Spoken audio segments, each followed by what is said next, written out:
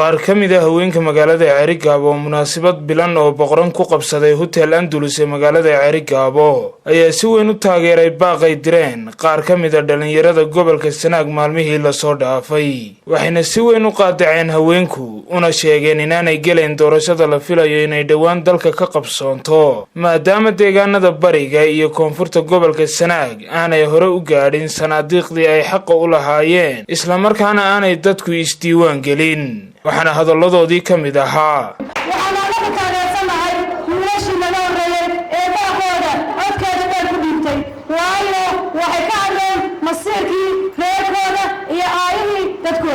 waxaan rabnaa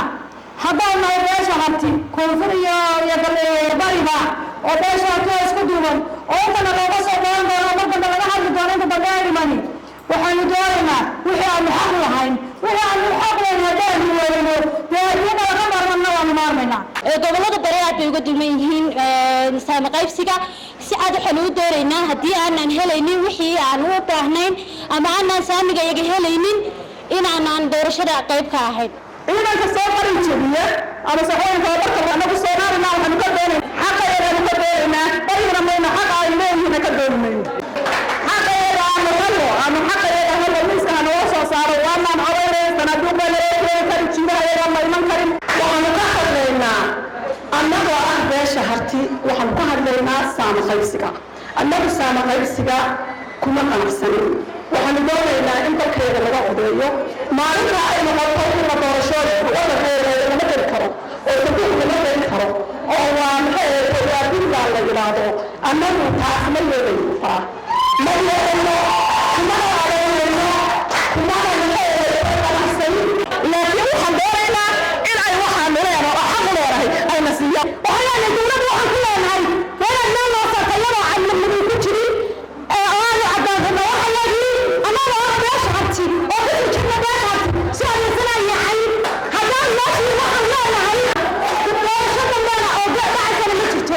qayagan ama maxay tahay arrinteedu ay tahay doorashadii waata ay soo socotaa isla markaana waxaan leenahay dhinaca koonfur oo hartiyeed iyo dhinaca harti oo bari waxa weeyaan wax kaara oo dadka la gaarsiiyo iyo wacyigelin ma jirto marka dadkana doorashadana waanu rabnaa inaan maxay tahay inaanu gallo kaarkana lama gaarsiin isla markaana waxaan leeyahay in goobahaas aanu ka hadlayno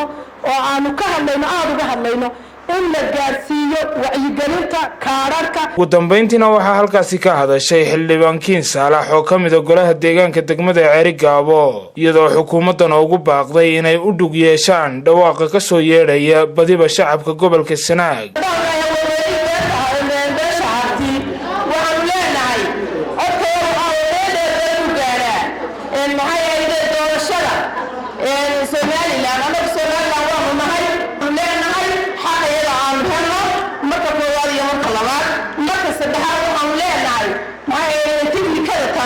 koonfurta Sanaag iyo bariga Sanaag ama hartiyada la daba dhigayo